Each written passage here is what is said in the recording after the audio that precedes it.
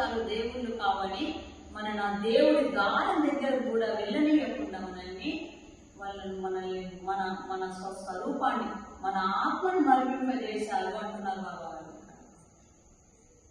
జీవ శివాజీ గాలిని గాటి పరమాత్మ పహావయ దృష్టి. జీవుడనగా ఆత్మశక్తియే ఈ చైతన్య శక్తి. విశ్వాన్ని నడిపిస్తుందంతా చైతన్య శక్తి నడిపిస్తుంది ఈ సృష్టిని. ఒక చైతన్య శక్తి, అది ఎప్పుడు చలనం చైతన్యంతోనే ఉంటుంది. మనం లేపుతున్నది కూడా చైతన్య శక్తి. మనం నిద్రపోయినా కూడా మన లోపల ఈ చైతన్య శక్తి ఆత్మశక్తి ఎప్పుడు నడుస్తూనే ఉంటుంది. మనం పడుకున్నా లేచినా మనతోనే ఉంటుంది ఆత్మశక్తి. ఆత్మయే భగవంతుడని తెలుసుకోండి. అందుకని బాబా గారు మీ ఆత్మ మీ లోపల ఉన్నదే మీకు దేవుడు. జీవ శివుల కలయికతో పరమాత్మను దర్శించవచ్చు. పరమాత్మను మనం ఎక్కడ దర్శించాలి? గుళ్ళపొడి దర్శిస్తామా? ఆ గుళ్ళపొడి ఇట్లా మొక్కుతాం అంతే. ఎట్లా మొక్కుతాం మరి? అయితే ఇట్లయినా పెడతాం నమస్కారం, లేకపోతే ఈ శిరస్సును ఇట్లా వంచుతాము. ఎప్పుడైతే శిరస్సును వంచుతామో అసలైన దేవుడి ఇక్కడ జీవాత్మ ఈ పరమాత్మ అప్పుడు దర్శనం చేసుకుంటుంది. ఇక్కడికి రావాలి. देवाचिया गारी उपाक्षण वरी ताने मुक्ति चारे साथ गेले तुरोजी महाराज దేవుని గాలి. ఇది ఇక్కడ మనం నుదుటిలో ఈ గురుగుటిలో ఈ త్రివేణి సంగమంలో ఈడ పిల్లల గంగా ఉన్నాయి. ఇవి గంగా వీళ్ళకి నీళ్ళు కాకపోయినా బయట ఉన్నది గంగాలే గోదావరి. కానీ ఈ నీళ్ళు ఎక్కడికి వస్తున్నాయి? ఇక్కడ వెళ్ళేస్తే మనలో పడుతుంది. ఇక్కడ ధ్యానం, ఈ జీవాత్మను ధ్యానం చేస్తే మనము మెల్లగా ఒక్కసారి ఇక్కడికి వస్తుంది. అప్పుడు పరమాత్మ దర్శనం అవుతుంది. బాబా దర్శనం చేసుకుంటే అదే జీవాత్మ ఆటోమేటిక్గా బాబా దగ్గర ఆనందంతో దర్శనం చేసుకుని ఏడుస్తుంది. ఇన్ని రోజులకు నా దానికి పరమాత్మ దర్శనం అయిందని అప్పుడు ఆత్మ సంతోషంతో ఆనందంతో కళ్ళకి నీళ్ళు వస్తాయి. అది పరమాత్మ దర్శనం. మనలో ఆ దేవుడి మందిరం మన త్రిపుటంలో అంటే భృకుటిలోనే ఉంది. అతడు మన దేహంలోనే ఉంటూ నడిపిస్తున్నాడు. అందుకే ఈ దేహంలోనే ధ్యానం ద్వారా ఆత్మను దర్శించమని మన దేహమే పాట్నాపురం, మన దేహమే పండరిపురం, మన దేహమే శ్రీపురం, మన దేహమే తిరుపతి. ఈ దీనిలో వల్లే ఆత్మ చెప్తారు కదా, మేము శివ భక్తులము, మేము విష్ణు భక్తులము అని చెప్తారు. అంటే ఇక్కడ ఏం చెప్తున్నాడు బాబా గారు? విష్ణుమయ జగం అంటే విష్ణు అంటే ఆత్మ, బ్రహ్మ అంటే ఆత్మ, శివుడు అంటే కూడా ఆత్మనే. ఈ ఆత్మకే బ్రహ్మ విష్ణు మహేశ్వరులు పెట్టి ఆత్మనే బ్రహ్మ ఉత్పత్తి చేస్తుంది. ఈ ఆత్మ ప్రాణం ఉంటేనే ఉత్పత్తి చేస్తుంది జీవాన్ని. జీవం ఉంటేనే కదా ప్రాణం ఉత్పత్తి జరిగేది. మరి ఉత్పత్తి ఎవరు? బ్రహ్మ అంటున్నారు. ఇప్పుడు బ్రహ్మ ఎక్కడికి చేస్తే అంటే ఉత్పత్తినే బ్రహ్మ అన్నారు. జీవ ఉత్పత్తిని. విష్ణువు అంటే పాలన చేయడము. ఉత్పత్తి అయినాక జీవి జన్మించినాక పాలన ఎవరు చేస్తాడు? ఈ జీవాత్మ ఉంటేనే కదా. ఆత్మనే విష్ణువు, అందుకనే పాలన చేయడం.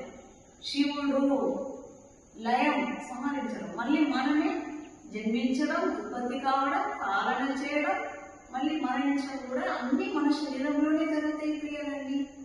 శివుడు లయం చేయడం, ఎక్కడ లయం చేస్తాడు మనం. విష్ణువు ఇక్కడ పాలిస్తాడు. ఉత్పత్తి బ్రహ్మ కింద. ముగ్గురు దేవుళ్ళు మనలో పల్లెనే ఉన్నది. హం బయటే ఆరాం నాం చెప్తా మారా ఆత్మారాం. మనం ఏది జపించవలసిన లేదు.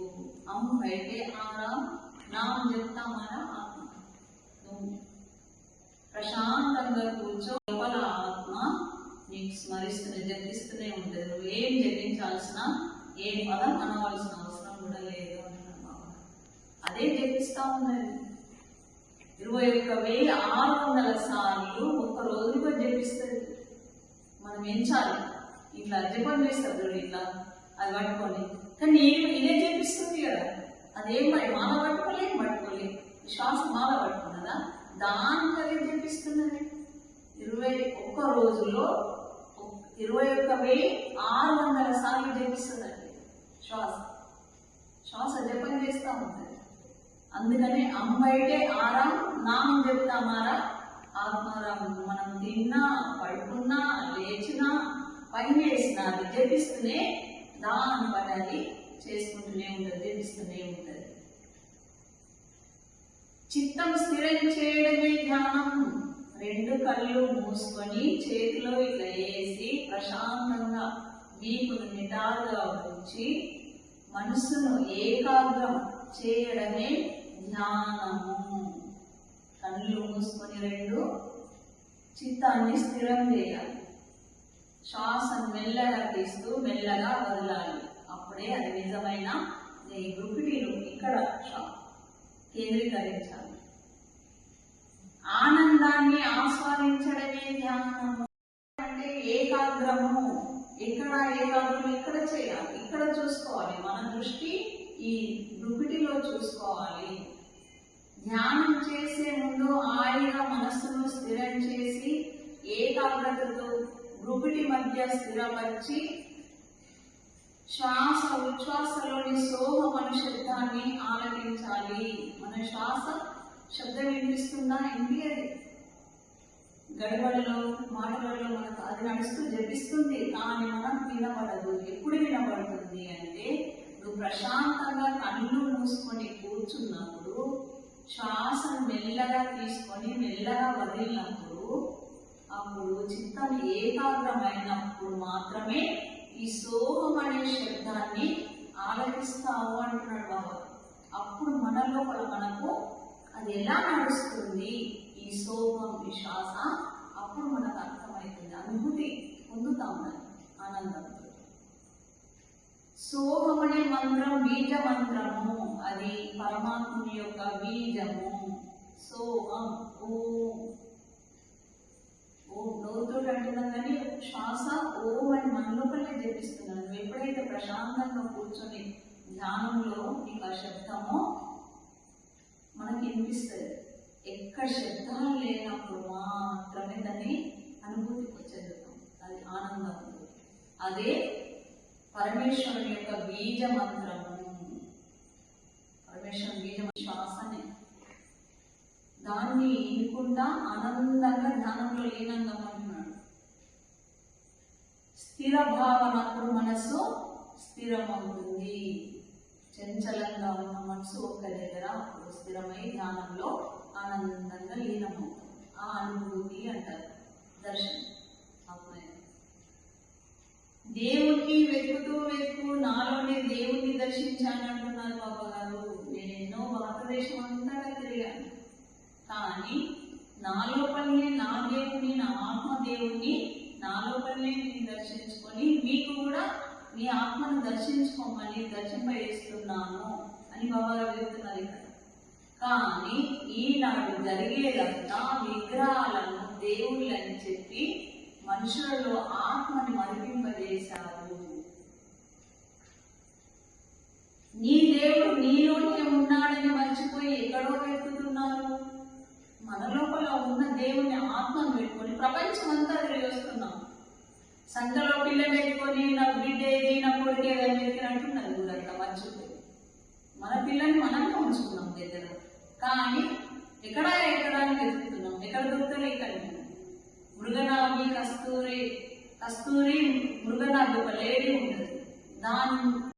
हे सत्य प्रेम करा म्हणजे भूतदया. तुकाराम बाबांना भूतदया म्हणजे आपल्या लेकरासारखं जसे माने पुत्राशी तसे दास आणि दासी असा प्रेम फैलवा गावामध्ये.